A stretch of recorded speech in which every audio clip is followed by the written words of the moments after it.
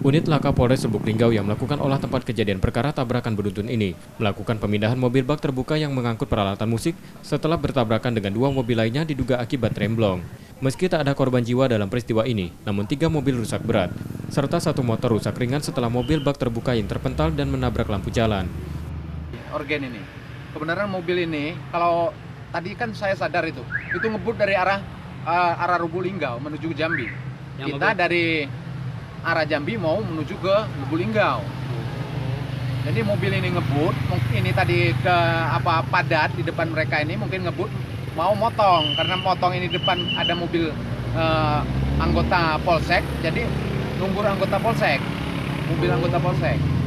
Warga di sekitar tempat kejadian melakukan pertolongan pada pengemudi kendaraan yang terlibat tabrakan tersebut dengan membawanya ke rumah sakit. Tim Liputan Kompas TV, Lubuk Linggau, Sumatera Selatan.